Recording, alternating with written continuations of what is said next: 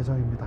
더운 일기 가운데서 우리를 건강하도록 지키시고 또 하나님께서 약속하신 특별한 축복의 시간, 이 안식일의 시간으로 우리 모두를 인도하시는 하나님의 은혜에 감사드립니다. 오늘은 열왕기상 20장을 본문으로, 제목이 뭡니까? 대충 하지 마라 라고 하는 제목으로 하나님의 말씀을 나누도록 하겠습니다. 저희 집에 아이들이 셋이 있는데 그 중에 한 아이는 제가 보기에 좀 과하게 아주 꼼꼼합니다. 좀 그냥 넘어가도 될 것 같은데 그냥 넘어가지를 않아서 옆에서 지켜보는 제가 힘들 때가 있습니다. 그런데 그 아이 중에 또 다른 한 아이는 그냥 꼼꼼하게까지도 기대하지 않고 그냥 뭐 이제 좀 흘리지만 않고 망가뜨리지만 않고 그냥 좀 넘어만 가져도 좋겠다 싶은데 그대로 되는 적이 없어요. 너무 대충이 심해가지고.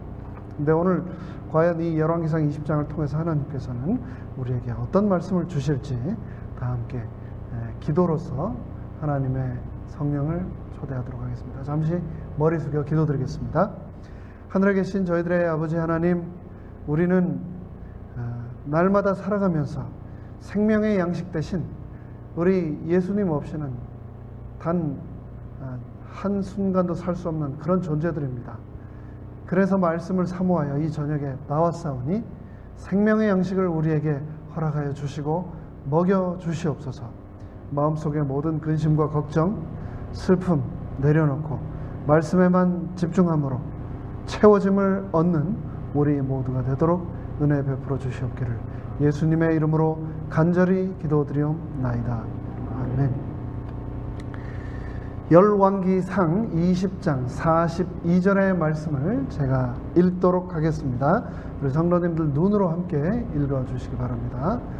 저가 왕께 고하되 여호와의 말씀이 내가 멸하기로 작정한 사람을 내 손으로 놓았은즉 내 목숨은 저의 목숨을 대신하고 내 백성은 저의 백성을 대신하리라 하셨나이다. 오늘 이 열왕기상 20장의 내용 비교적 긴 본문입니다. 40여 구절이 넘는 긴 본문이지만 이 구절을 통째로 저희가 거의 빠지지 않고 다 읽을 겁니다. 그런데 이 긴 구절을 관통하는 20장 전체의 핵심은 한마디로 우리가 압축을 하자면 순종입니다. 순종. 그런데 오늘 드리는 말씀의 제목이 뭐였죠? 대충 하지 말라. 그러면 이 두 개를 합치면 뭐가 될까요? 하나님께 드리는 순종을 어떻게 해요? 대충 하지 말라. 이 제가 오늘 드리고자 하는 말씀, 열왕기상 20장의 말씀의 전체입니다. 이 한마디 문장으로 요약을 할 수가 있겠습니다. 하나님께 드릴 순종, 그 순종의 특징, 가장 중요한 속성 중에 하나는 순종은 끝까지 하지 않으면 안 한 것이다. 계속 말을 잘 듣다가 자기가 원하는 대목에서는 하나님 말씀 듣지 않고 내가 원하는 대로 하는 것, 그것은 순종이다 아니다? 순종이 아닙니다. 순종은 끝까지 하는 것이고 순종은 철저히 하는 것이고 순종은 빠짐없이 하는 것, 그것이 순종이다 라고 말씀하고 있습니다. 오늘 본문에 등장하는 이야기를 1절부터 살펴보도록 하겠습니다. 아람 왕 벤 하닷이 그 군대를 다 모으니 왕 32인이 저와 함께 있고 또 말과 병거들이 있더라. 서아시아의 패권을 장악한 시리아의 왕 아람 왕 벤 하닷이 군대를 다 소집했습니다. 그런데 그 군대를 소집했을 뿐만 아니라 인근에 있는 자신의 속국들, 그 속국의 왕들까지 전부 다 소집했는데 그 속국의 왕들이 32인이나 되었다라고 했습니다. 그렇게 다 모은 속국의 왕들이 벤하닷과 함께 있고 또 말과 병거들이 다 이제 전쟁을 준비하며 소집되어 있습니다.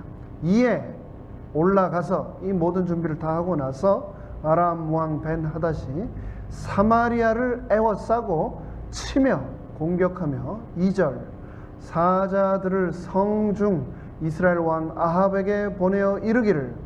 그렇게 전쟁을 시작하면서 벤하닷이 자신의 메신저들을 사신들을 아합 왕 이스라엘에게 보내어 말합니다. 3절 너의 아합 너의 은과 금은 내 것 벤하닷 나의 것이고 너의 처 와이프들과 너의 자녀들의 아름다운 자도 다 내 것이라 하매 4절 이스라엘 왕 아합이 대답하여 말하기를 벤하닷에게 내 주 왕이여 왕의 말씀같이 나와 나의 모든 것이 다 왕의 것이니이다 하였더니. 이 성경 본문에는 나와 있지 않지만 벤하닷이 이 일전에 카르카르 전투에서 병거만 이제 체리엇 병거만 1200승이 있었고 기병이 1200 보병은 2만 명이나 거느렸다라고 전해지는데 그에 비해서 이스라엘 북방 이스라엘의 아합 왕은 전략적으로 군사적으로 엄청난 열등한 위치에 있었습니다. 그런 상황에서 벤하닷은 아합에게 아합 네가 가지고 있는 금과 은 너의 왕비들 너의 자녀들 전부 다 내 것이다 라고 선포를 하고 있습니다. 사람은 평소에는 모르다가 위기가 닥치면 그 사람이 어떤 사람인가를 우리가 알 수 있게 됩니다. 그 사람의 진심 그리고 진가를 알 수가 있지요. 아합은 벤하닷 왕의 협박에 아무 저항도 하지 못하고 자신의 은금뿐만 아니라 자신의 처 자녀들까지 다 당신 겁니다 라고 항복을 하고 맙니다. 한 국가의 왕이며 아버지인 그가 국가의 재산뿐 아니라 자신의 아내와 자녀들까지 어찌 한 번의 협박에 다 포기할 수 있는가? 참 이해가 가지 않지만 우리는 이 구절을 통해서 아합이 어떤 사람인가를 알 수 있습니다. 짐작할 수 있습니다. 바로 여기서 우리는 전형적인 죄인의 특징을 볼 수 있습니다. 아합은 약한 자에게는 한없이 강하고 강한 자에게는 한없이 약한 그런 자였습니다. 하나님 앞에서 교만하게 버티던 그가 아람 왕의 한마디에 비굴하게 굴복하고 있는 장면입니다. 5절 계속해서 보겠습니다. 사자가 다시 와서 이르기를 그렇게 사마리아를 포위하고 공격을 하면서 벤하닷이 메신저 사신을 통해서 아합에게 그렇게 너의 모든 것을 내가 취하겠다라고 한번 메신저를 보낸 다음에 또 다시 사자를 보내서 그 한 번 보냈던 사자가 아합 왕의 메시지 아합 왕이 한 번에 그냥 바로 엎드리던데요 왕이시여 이렇게 보고를 듣자마자 벤하닷은 다시 두 번째로 메신저를 보냅니다. 사자가 다시 와서 이르기를 벤하닷은 이르노라. 이제 벤하닷 왕이 다시 너에게 두 번째 칙령을 메시지를 보내노라. 내가 이미 너에게 보내어 말하였듯이 너는 너의 가진 은과 금과 그리고 너의 아내들과 자녀들을 내게 붙이라 하였거니와 6절 이제 말로만 그친 것이 아니고요. 내일 멀리 갈 것도 없이 바로 내일 바로 이맘때쯤에 내가 내 신복을 내 신하들을 너에게 보내리니 저희가 너의 집 너의 신하들의 집을 일일이 다 수색하고 뒤져서 무릇 내 눈이 기뻐하는 것을 그 손으로 잡아 가져가리라 한지라. 멀리 갈 것도 없고 그렇게 한마디에 그냥 굴복해버린 아합에게 바로 사신을 다시 한번 보내서 내일 내 신하들과 군인들을 보내서 너의 집과 너의 신하들의 집을 다 뒤져서 모든 것을 약탈하고 다 잡아가겠다라고 선포를 하고 있습니다. 7절. 이에 이스라엘 왕 아합이 나라의 장로를 그제서야 다 불러 모읍니다. 우리가 잘 아는 것처럼 이 이스라엘이라고 하는 나라가 강력한 절대적인 군주, 왕의 권력을 가진 그런 나라가 아니라 각 지역 그리고 또 부족들을 대표하는 지도자들, 그 각 지역의 원로들, 장로들과 함께 협의하며 그 나라를 다스렸던 체계라는 것을 우리가 알고 있습니다. 그렇게 협박을 두 번째 받게 되고 나서야 그제서야 아합이 그 나라의 원로들을 다 불러 모아 그 내용을 벤하닷의 메신저로부터 온 그 내용을 전합니다. 너희는 이 사람이 잔해하려고 구하는 줄을 자세히 알라. 벤하닷이 아람 왕과 그의 군대들이 와서 이 나라의 모든 보물과 이 나라의 귀인들을 다 잡아가겠다고 나에게 메신저를 보냈다. 저가 나의 처들과 자녀들과 은금을 취하려고 사람을 이제 내일 보낸다. 그런데 나는 거절을 하지 못하였다 라고 말하고 있습니다. 모든 장로와 백성들이 그 이야기를 다 듣고 나서 너무나 기가 막히고 어이가 없고 한탄스러워서 왕에게 고합니다. 왕이여, 왕은 벤하닷이 그렇게 말한 것을, 그의 사신들이 가져온 그 말들을 듣지도 말고 그들이 한 말을 허락하지도 마옵소서. 여러분 보시기에 왕이 낫습니까? 백성들이 낫습니까? 백성들이 차라리 낫습니다. 죽인다고 하니까, 다 잡아가겠다고 하니까 마누라하고 자식이고 가지고 있는 재물이고 다 가져가십시오 라고 납작 엎드렸던 이 아합보다 그 백성들이 더 담대하게 그 말을 듣지도 말고 그런 일들을 허락하지도 마십시오 라고 말을 하고 있습니다. 9절. 그러므로 왕이 그제서야 그 말을 듣고 벤하닷의 사자에게 이르되 너희는 내 주 왕께 고하기를, 벤하닷을 내 주 왕이라고 말하고 있습니다. 내 주 왕께 고하기를, 왕이 처음에 보내어 종에게 구하신 것은 내가 다 그대로 하려니와 이것은 당장 내일 와서 이 모든 것들을 취하겠다라고 하는 이 명령은 내가 할 수 없나이다 라고 전해라 라고 사자들을 돌려보냅니다. 벤하닷에게 그는, 아합은 이미 그 나라의 모든 권한을, 종주권을 인정하는 메시지를 보냈습니다. 그런데 그게 끝이 아니었습니다. 한 발자국 물러나면 더 한 발자국 밀고 들어오고, 그래서 밀려나면 또 더 한 발자국 밀려 들어오는 것, 그것이 죄의 습성이고 이 세상 권력의 진행 방법입니다. 아합이 조공과 인질들을 보내는 것, 그것으로 끝나는 것이 아니라 벤하닷이 이제는 직접 사마리아에 와서 왕국을 쑥대밭으로 만들고 자신이 원하는 모든 것을 가져가고 그 나라를 통째로 취하겠다, 명백히 전쟁의 구실을 찾기 위한 것이었고 침략을 위한 벤하닷의 선전포고를 백성들의 말을 듣고 나서야 아합은 파악하고 사자들에게 그렇게 할 수 없다라고 하는 메시지를 전합니다. 10절입니다. 벤하닷이 아합 왕에게 갔다 온 사자의 말, 그렇게 할 수 없다라고 하는 말을 듣고 나서 벤하닷이 이제 세 번째로 다시 아합 왕에게 사자를, 메신저를 보내어 이르되 사마리아에 부스러진 것이 나를 좇는 백성의 무리의 손에 채우기에 족할 것 같으면 신들이 내게 벌 위에 벌 내림이 마땅하니라 하매, 이스라엘 왕이 대답하여 가로되, 그 이야기를 다시 듣고 아합 왕이 말하기를 갑옷 입은 자가 갑옷 벗은 자와 같이 자랑치 못할 것이라 하라 하니라. 12절.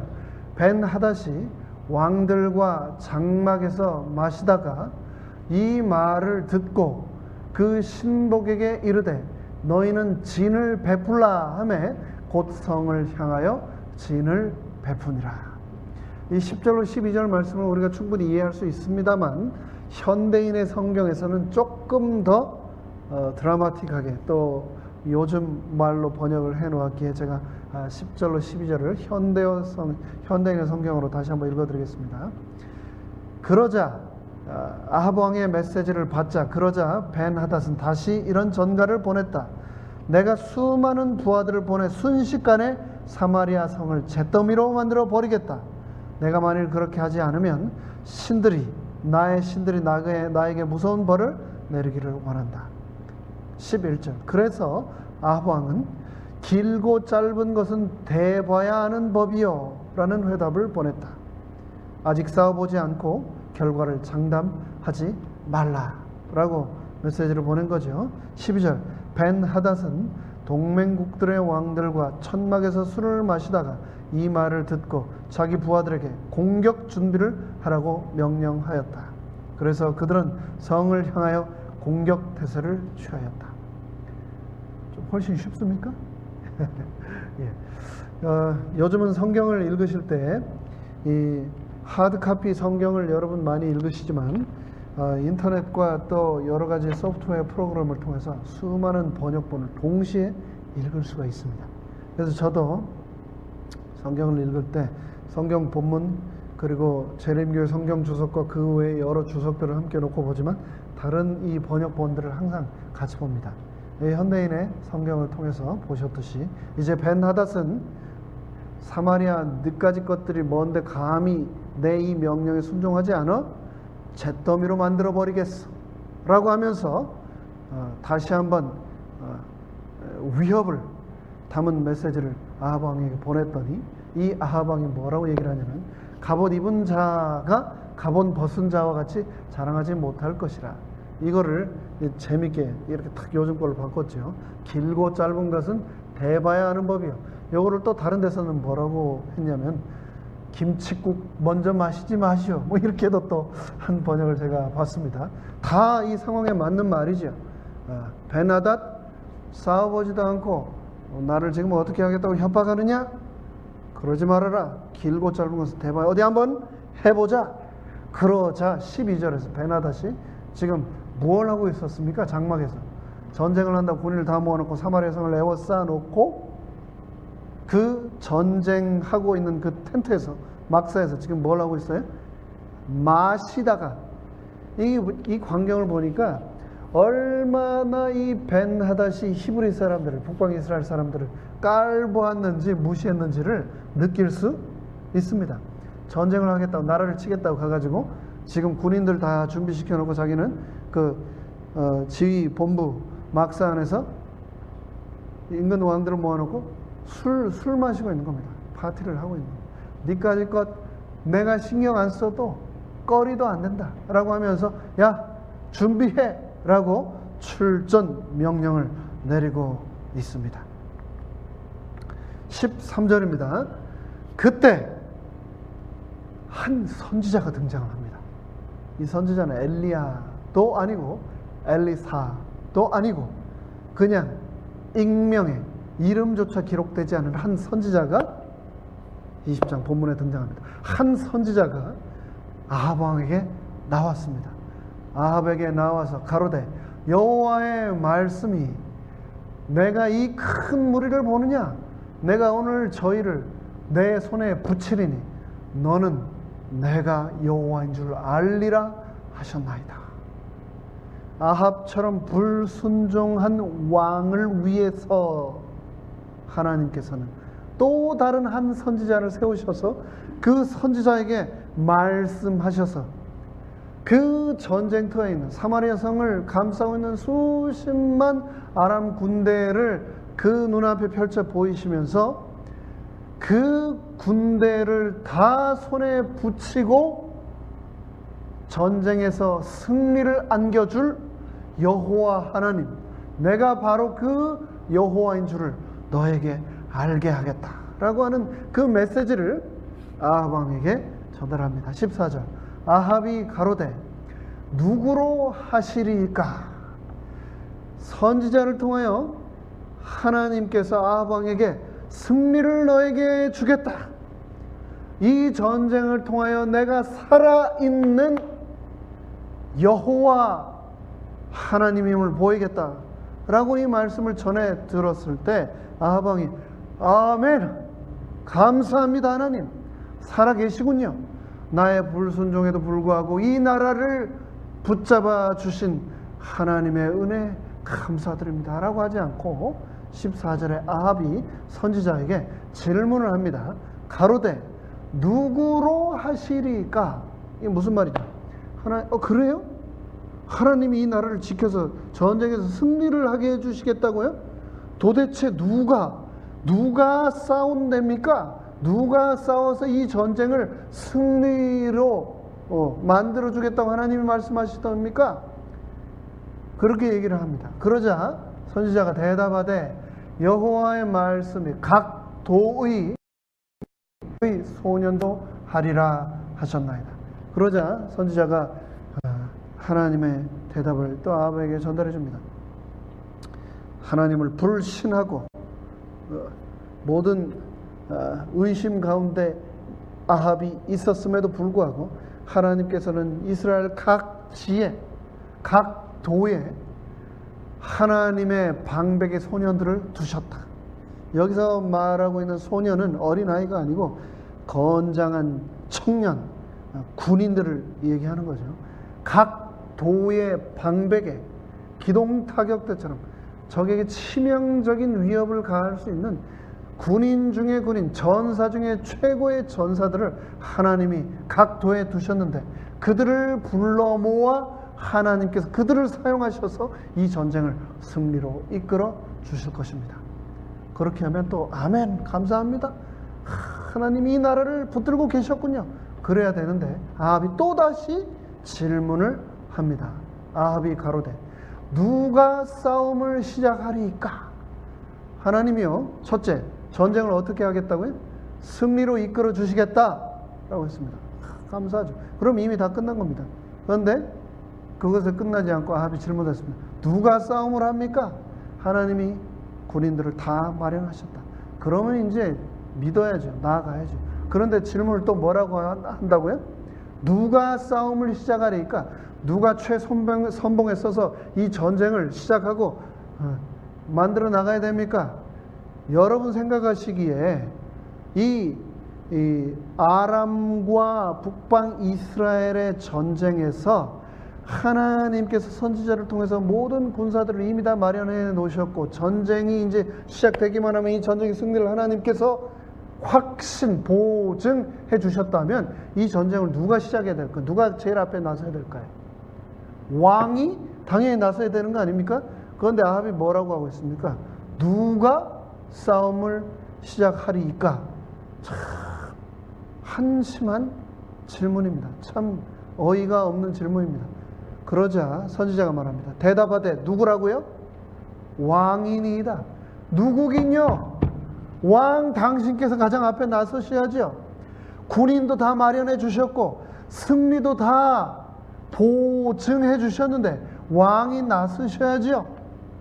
15절 아합이 이에 각도의 방백의 소년들을 계수하니 230인이요 각 도에서 나온 정예의 군사 지도자들이 다 모아보니 230인이나 되었습니다. 그리고 그 외에 모든 백성, 전쟁에 참여할 모든 백성들 이스라엘 자손을 계수하니 7,000인이더라.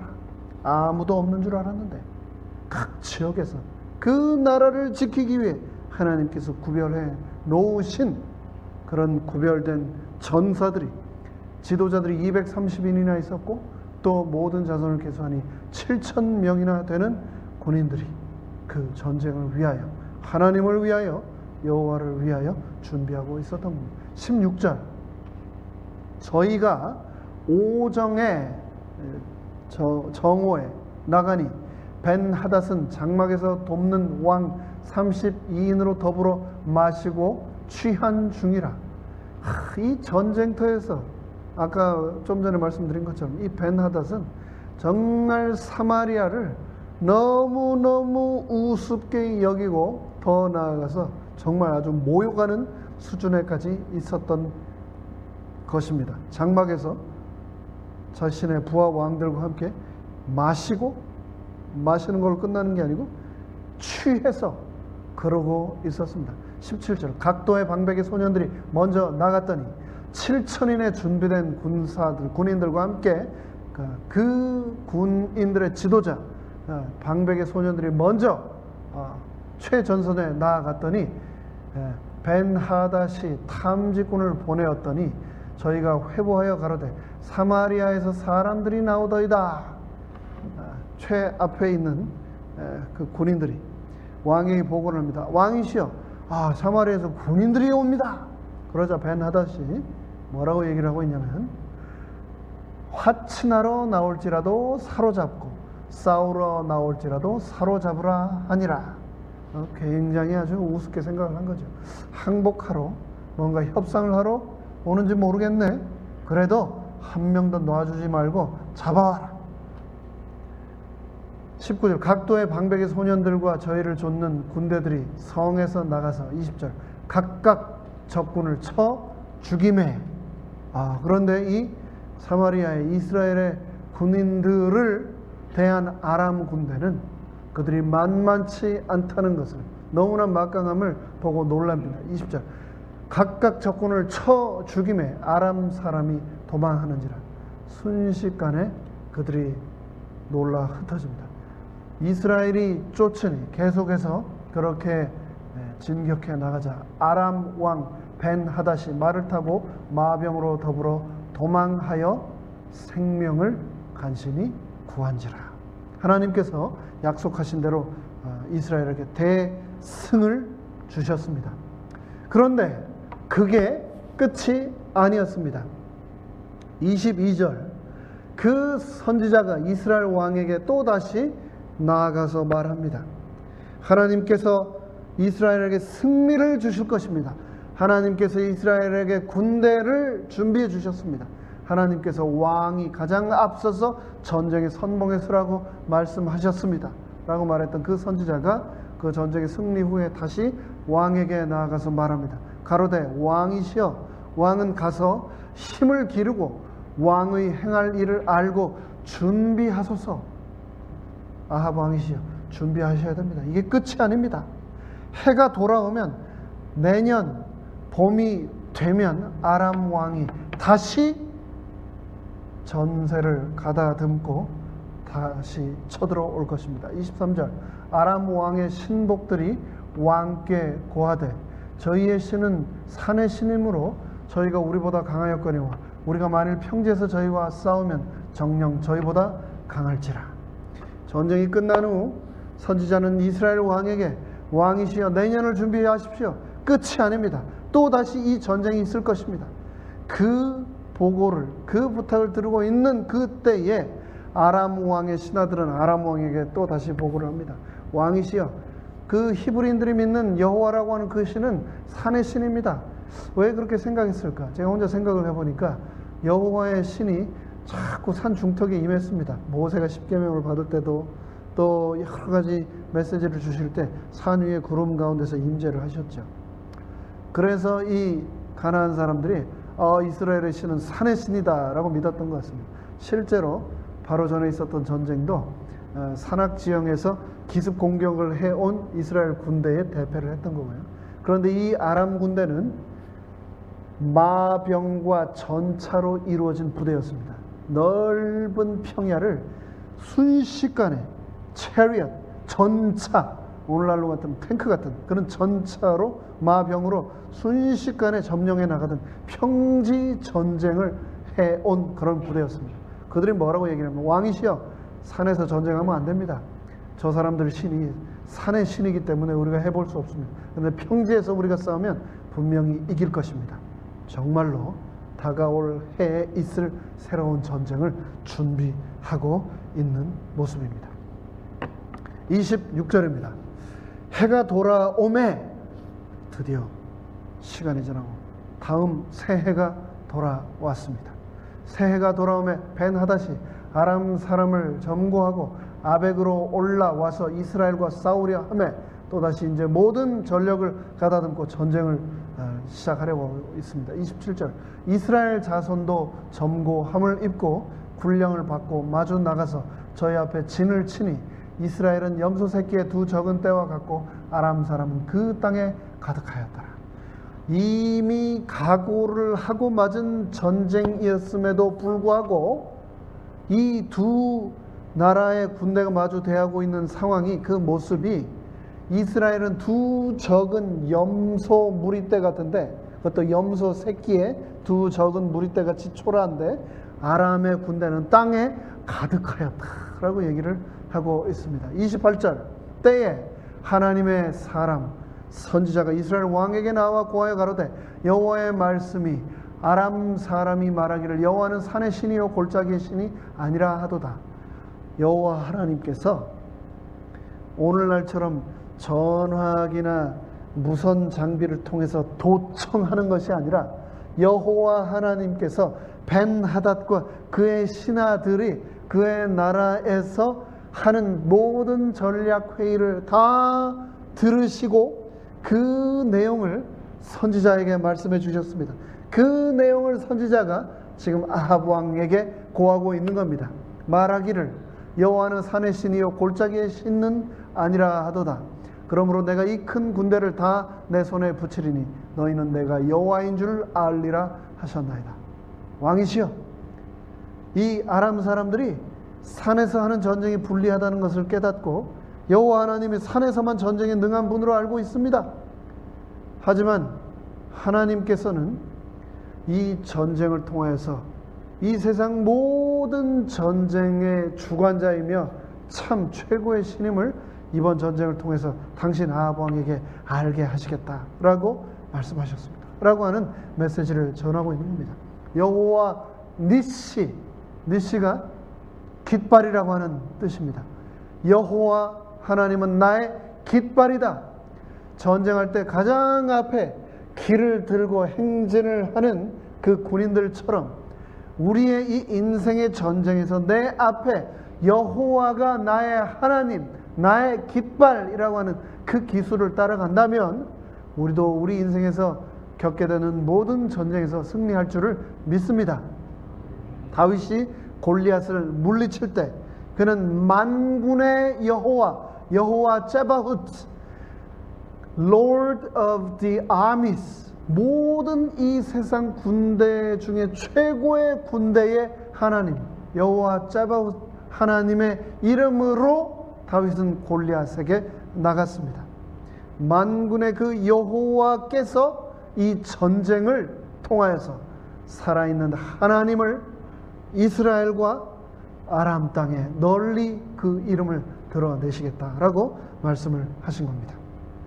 29절 진이 서로 대한 지 7일이라 그 염소 새끼 한 두 무리 정도 되는 것처럼 초라한 이스라엘 진영, 거기에 대항하는 땅이 보이지 않을 정도로 인산인해를 이루고 있는 아람의 군대 진영, 그 두 군대가 서로 대치한 지 7일이라 제7일에 접전하여 드디어 전쟁이 발발되어 이스라엘 자손이 단 하루 만에 아람 보병 10만 명을 죽임에 하나님께서, 전쟁의 하나님께서 그 전쟁터에 임하셔서 이런 일을 만드셨습니다. 그리고 나서 30절 그 남은 자는 아벡으로 도망하여 10만 명이 죽고 남은 나머지 패잔병들이 아벡으로 도망하여 성읍으로 들어갔는데 그 성 안에 남은 자, 도망한 사람 2만 7천 명 위에 성이 무너져 그 남은 2만 7천 명까지 남기지 않고 하나님께서 그들을 다 치셨다. 그런데 그리고 나서 벤하닷은 도망하여 성읍에 이르러 골반으로 들어가니라. 그렇게 전쟁에서 패했는데 이 벤하닷은 오늘날도 그렇지만 그 옛날에도 이렇게 이 지하 벙커 같은 비밀 이 숨는 그런 시설들을 만들어 놓았던 것 같습니다. 비밀 성읍에 이르러 이 골방에 들어가 숨었습니다. 31절 그 신복들이 저에게 고하되 우리가 들은즉 이스라엘 집의 왕들은 인자한 왕이라 하니 만일 우리가 굵은 배로 허리를 묶고 테두리를 머리에 이고 이스라엘 왕에게 나아가면 저가 아합이 혹시 왕 벤하닷의 생명을 살리리이다. 그렇게 몰래 골방 지하 벙커 같은 곳에 숨어 들어간 이 벤하닷과 참모들이 이 대화를 나눕니다. 왕이시여, 우리가 들어보니까 이 우리 아람이나 이 가나안 왕들은 아주 무섭고 잔인한데 이스라엘 왕들은 아주 물러 터졌답니다. 잘 우리가 어떻게 말을 구슬려 보면 죽지 않을 것도 같습니다. 이렇게 백기 항복을 벤하닷에게 제안을 합니다. 32절. 그래서 저희가 패잔병들과 벤하닷이 굵은 배로 허리를 묶고 테두리를 머리에 이고 이 백기 항복을 한 거죠. 이스라엘 왕 아합에게 이르러 가로되 왕의 종 벤하닷이 청하기를. 이제 상황이 완전히 바뀌었습니다. 아합이 벤하닷에게 주여 나는 당신의 종입니다 라고 했는데 벤하닷이 이제 아합에게 왕의 종 벤하닷이 청합니다. 나를 살려주십시오 라고 부탁을 하고 있습니다. 그러자 너무나 어이없는 장면이 일어납니다. 그러자 아합이 가로되 벤하닷이 살아있네?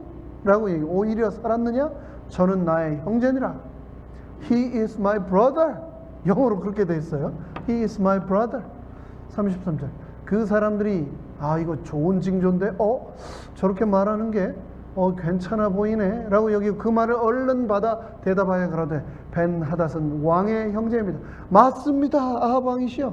벤하닷 당신은 형제입니다. 우리 한 가족이나 같은 사람들 아닙니까?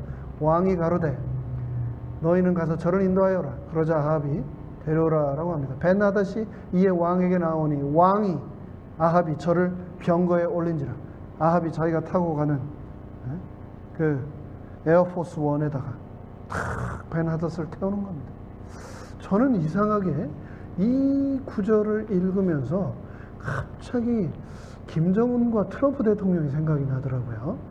이 역사 이래로 북한하고 미국은 단 한 번도 친한 적이 없었습니다.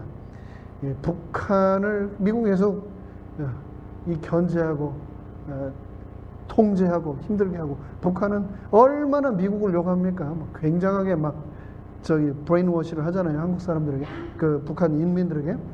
그런데 이 트럼프 대통령이 약간 기질이 비슷한 사람끼리 친한지 모르겠는데, 이 트럼프가 맨날 언론을 통해서 여러 번 얘기했죠. 김정은한테 he's a good guy, he's a clever man, 이렇게 막 얘기를 했었는데, 놀랍게도 일본에 갔다가 미국 대통령 최초로 그 판문점에 가서 둘이 손잡고 걸어가는 거 보셨죠? 네. 그 장면이 왜 갑자기 생각이 났는지는 모르겠습니다만, 이 이스라엘 역사의 최고의 문제야 아합 왕이 하나님의 명령대로 가나안 족속을 진멸하라고 했는데, 진멸을 하면 되는 그 순간에 벤하닷, he's my brother 하면서 자기 마차에 태워가지고 막 사이좋게 가고 있는 겁니다. 34절. 벤하닷이 왕께 고하되 내 부친이 당신의 부친에게서 빼앗은 모든 성읍을 내가 돌려보내리이다. 또 나의 부친이 사마리아에서 만든 것 같이 당신도 다메섹에서 당신을 위하여 거리를 만드소서. 온갖 감언 이설로 아합의 허영심과 이 엉뚱한 마음을 막 들쑤시고 있습니다. 아합이 그 말을 듣고 나서 가로되 내가 이 약조로 당신을 놓으리라. 뭐라고요? 오케이, 그렇게 하자 하면서 이 당신이 한 말을 내가 그대로 믿고 let you go, 너 가도 좋다, 이에 더불어 약조하고 벤하닷을 어떻게 해요? 놓아줘 버렸습니다. 참 너무 어이가 없는 장면입니다. 35절. 선지자의 무리 중 한 사람이, 또 다시 선지자 한 사람이 나타납니다. 잠깐 다른 장면 같은데 이어서 잘 생각을 따라오시면 좋겠습니다.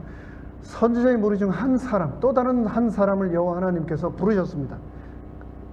엘리야 엘리사 외에 7,000인을 두셨다고 했는데, 이 전쟁에 관한 메시지를 주신 선지자 외에 또 다른 한 선지자를 하나님이 부르셔서 말씀하십니다. 그 선지자에게 말하기를 너 동무에게 너는 나를 치라 하였더니 그 사람이 치기를 싫어하는지라. 이게 무슨 말인가? 선지자들이 있는데 하나님께서 한 선지자에 임하셨습니다. 그리고 너는 너의 친구에게 말하기를 동무여 나를 치라 때려라. 그런데 이 동무 선지자가 싫다라고 얘기를 했습니다. 근데 36절 보십시오. 저가 그 사람에게 이르되 내가 여호와의 말씀을 듣지 아니하였으니 내가 나를 떠나갈 때 사자가 너를 죽이리라. 그 사람이 저의 곁을 떠나가더니 사자가 그를 만나 죽였더라. 선지자가 하나님의 받은 메시지를 통하여서 친구의 선지자에게 나를 치라라고 했는데 이 선지자가 싫다고 하자 사자가 하나님의 말씀을 어겼기 때문에 사자가 당신을 칠 것이다. 그리고 이 선지자가 떠나자마자 하나님께서 사자를 이용하셔서 그 선지자를 죽이십니다. 37절 저가 또 다른 사람을 만나 죽고 나서 또 다른 사람을 만나서 너는 나를 치라 또 다시 이제 얘기를 하는 거죠. 그러자 이번에는 그 사람이 저를 치되 상하도록 친지라. 이게 여기서 말로는 상하도록 친지라인데 우리말로 좀 바꾸면 거의 반 죽을 정도로 친지라 뭐 그런 정도가 아닌지 모르겠습니다. 치라고 했더니 안 쳤다가 죽었잖아요. 그러자 이번에는 정말 아주 그냥 죽도록 두들겨 친 겁니다. 그리고 나서 이제 어떤 일이 있는가 내용을 조금 넘어가 보겠습니다. 38절에 그렇게 치라 해서 실컷 두들겨 맞고 난 그 선지자가 이제 수건으로 눈을 가리고 변형하고 길을 가다가 왕을 기다리다가 하나님께서 무슨 메시지를 주셨는지 모르겠지만 동료로 자기를 막 두들겨 상하게 하라고 하고 그 상한 상처들을 싸매고 길거리에서 왕을 기다리고 있다가 왕이 지나가자 하나님으로부터 메시지를 받은 이 선지자가 말을 하는 겁니다. 39절 왕이 지나갈 때 소리질러 왕을 불러 가로되 종이 전장 가운데 나갔더니 한 사람이 돌이켜 어떤 사람을 끌고 내게로 와서 말하기를 이 사람을 지키라. 만일 저를 잃어버리면 내 생명으로 저의 생명을 대신하거니와 그렇지 아니하면 내가 은 한 달란트를 내어야 하리라 하였거늘. 전쟁터에 가서 포로를 한 명 잡아서 그 포로를 잘 지키라. 너 이 포로를 놓치면 그 포로 대신 네가 죽을 거야. 그 포로가 없어지면 네가 죽든가 아니면 은 1달란트 6천 데나리온 한 60만 불 되는 그 어마어마한 돈을 배상해야 된다. 40절 종이 이리저리 이를 볼 동안에 저가 없어졌나이다. 그렇게 얘기를 하고 신신당부를 하고 포로를 맡겼는데 이렇게 정신없는 중에 그 포로가 그냥 없어져 버렸습니다. 그렇게 얘기를 하자 아합 왕이 저에게 이르되 내가 스스로 결정하였으니 그대로 당하여야 하리라. 아합 왕이 뭐라고 얘기하냐면 분명히 그 사람이 너 포로를 지키라고 그랬지. 그리고 포로를 못 지키면 네가 죽는다고 했지. 네가 책임을 제대로 못 졌으니 너는 그 죄의 값을 받아도 마땅하다라고 아합이 말을 했는데 그리고 나서 41절 저가 급히 그 눈에서 가려운 수건을 벗으니 그 말을 했던 부상을 많이 당한 그 사람이 수건을 벗고 자신의 상처들을 풀어내니까 아합 왕이 이 사람이 전쟁의 터에서 온 사람이 아니라 누구라고요? 선지자라는 것을 알아봅니다. 그러니까 전혀 무명의 사람이 아니었던 것 같습니다. 아합 왕이 알고 있는 그런 선지자 중에 한 명이었던 것을 알고 깜짝 놀란 그 상황에서 42절 저가 왕께 선지자가 왕께 고하되 여호와의 말씀이 내가 멸하기로 작정한 벤하닷을 아합 네가 풀어주었으니 벤하닷 대신 아합 너의 목숨을 내가 취하겠다. 그리고 이스라엘 백성들은 아람 백성들을 대신하여 죽게 될 것이다 라고 하는 하나님의 심판이 아합 왕에게 선지를 통하여 임하였습니다. 43절 이스라엘 왕이 근심하고 답답하여 그 궁으로 돌아가려고 사마리아에 이르니라. 그 하나님의 심판을 받고 아합은 그 자리를 떠납니다. 우리는 이제 말씀을 마무리하겠습니다. 우리는 우리가 이해하지 못할 하나님의 명령을 많이 우리 인생을 통해서 경험합니다. 성경에 많이 등장한 단어 중에 하나가 뭐냐면 청종입니다. 청종. 청자 들어서 종 순종한다. 듣고 순종하는 거죠. 하나님께서 내가 이해 못할 일들을 청종, 순종하도록 요구하시는 경우가 있습니다. 100살 때 낳은 독자를 모리아산의 산채로 죽여서 바치라. 아브라함이 아무리 하나님의 사람이었지만 그 명령이 이해가 됐을까요? 그 말씀에 청종, 순종하기가 쉬웠을까요? 진짜 순종은 이해가 안 되더라도 따르는 것, 그것이 순종입니다. 하나님의 부르심에 순종하여 선지자가 되었는데 창녀와 결혼하여 아버지가 누군지도 모르는 자식을 낳아라.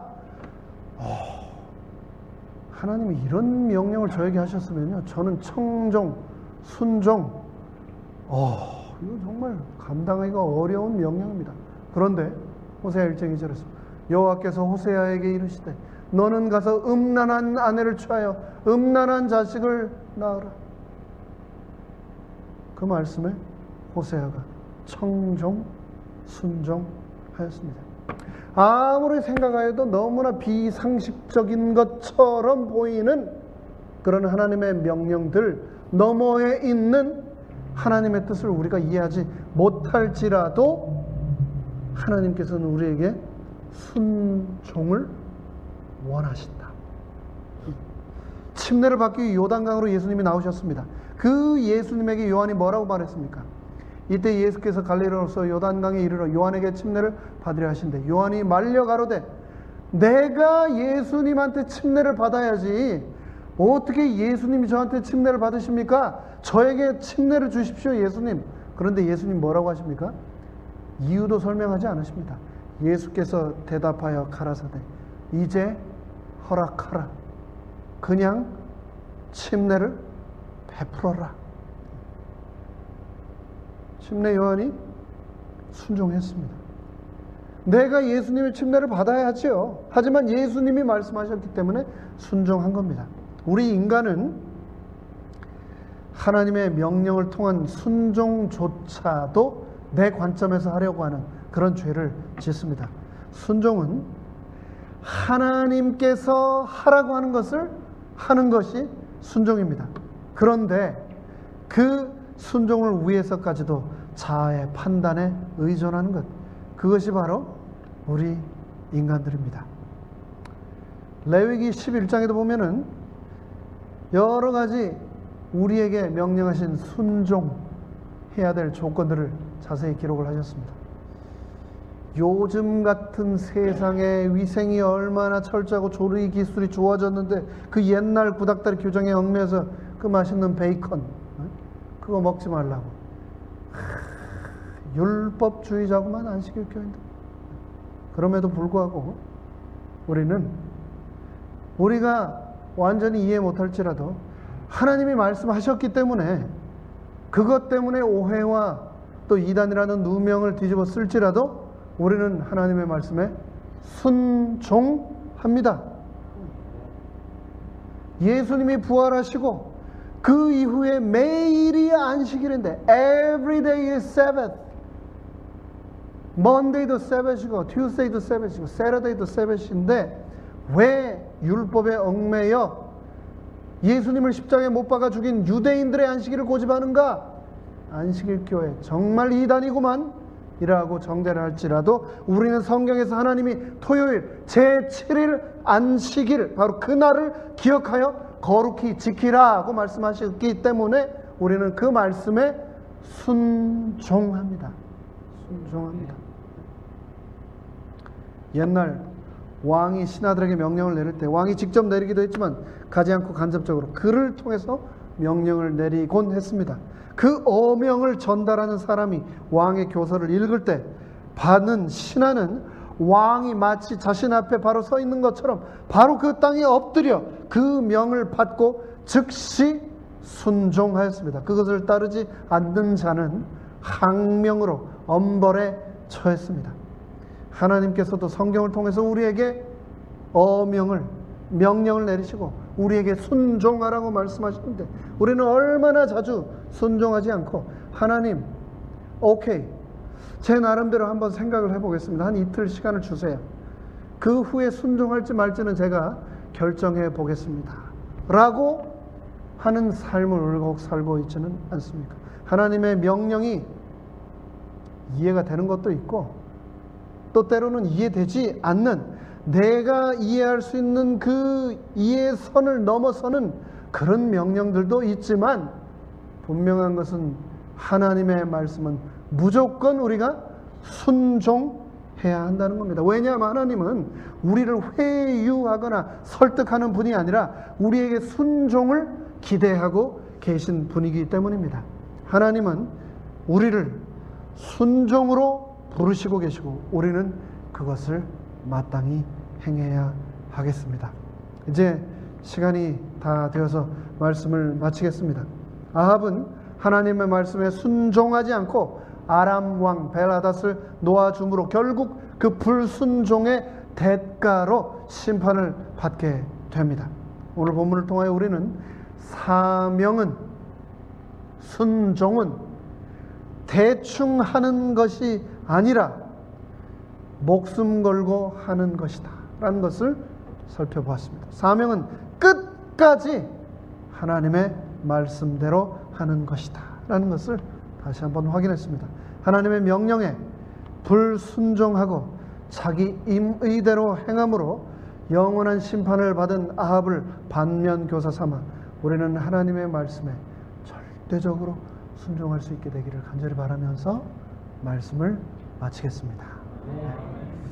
이 시간은 조금 늦었지만 함께 기도하는 시간을 갖도록 하겠습니다. 오늘은 지난 수요일 7월 10일 오후 3시 30분 셀백 메모리얼 메디컬 센터에서 주 안에서 잠드신 우리 함께했던 박환배 집사님의 또 유족 남은 장례 절차를 위하여 특별히 기도를 해주시고, 지금도 병상에서 여러 가지 질병으로 하나님의 은혜를 구하고 계시는 우리 여러 성도님들을 위하여 기도해 주시고 마치는 기도를 함으로 오늘 모든 예배를 마치겠습니다. 각자 계신 곳에서 기도하시겠습니다.